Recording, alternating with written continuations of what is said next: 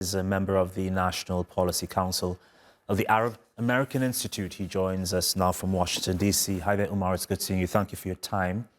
I've been following your social media a bit, so I know you've been paying attention to the U.S. vice presidential debate, which, interestingly, I believe started off with asking the candidates if each of them would support a preemptive strike on Iran.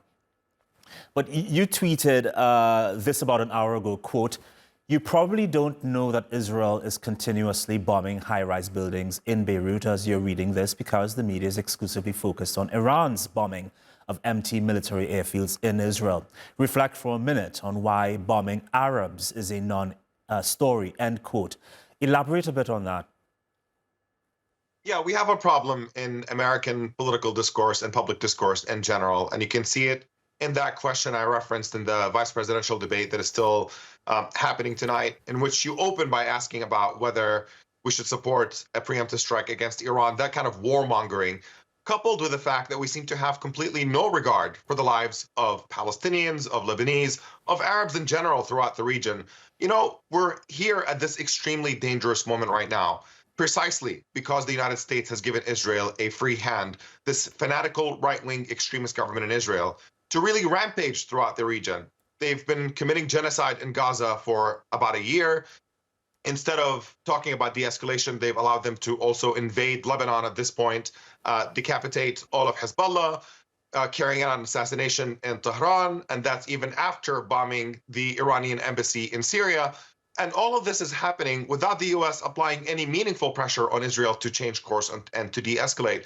They keep talking about de-escalation, but Israeli policy in practice is effectively a green light for Israel to do whatever it wants, because we see that the flow of money and weapons and diplomatic protection for Israel is just ongoing and unimpeded.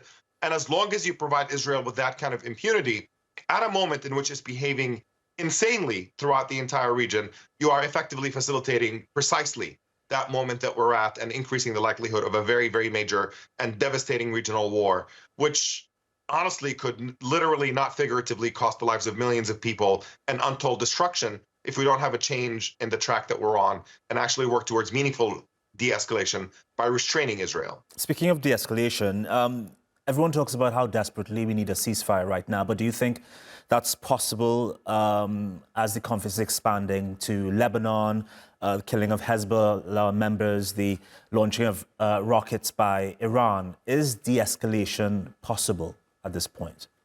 Yeah, not immediately, right? I think we've crossed a threshold at this point. I think that we are past the point to where de-escalation is possible in this very moment.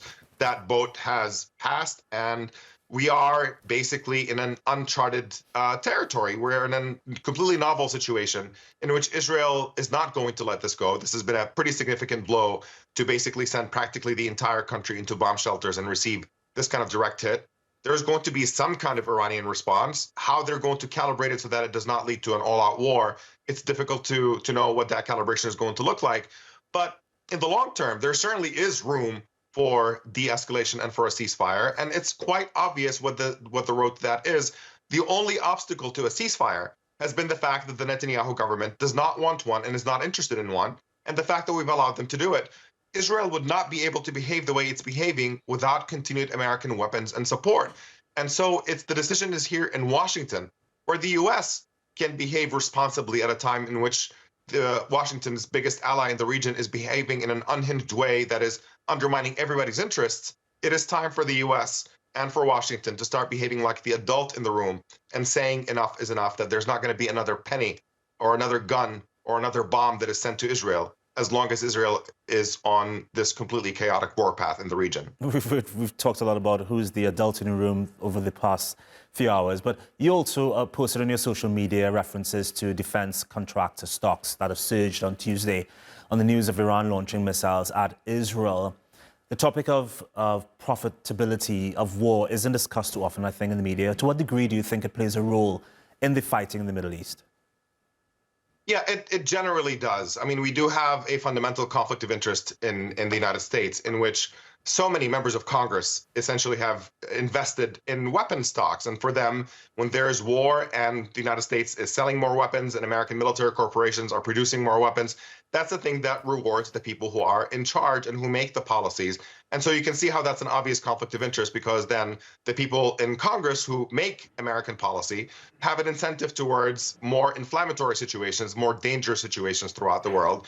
In this particular case, though, I think this is going beyond the norm. Is that even though we have this military industrial complex that has an undue influence over American policy in a way that harms not just global peace and stability, but American interests as well, and the interests of the American people, in this particular case, Israel is behaving in a completely unhinged manner that is just beyond anything that we have ever seen in our entire lives.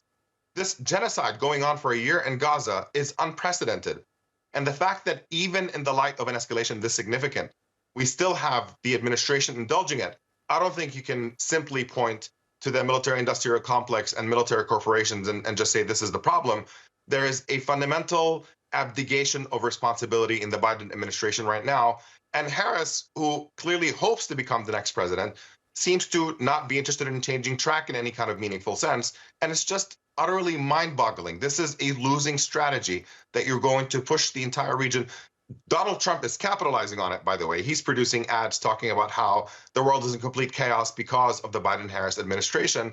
And frankly, as unhinged and as distasteful as a character like Trump is, he actually has a point in this case, that this administration is showing a complete abdication of responsibility and allowing a situation to become as dangerous as it has. And quite often it seems to be an us versus the non-humans mentality, which is why we've heard so much, we've not heard enough about what's happening in the Middle East. Omar, thank you so much for your time. I appreciate it. Thank you.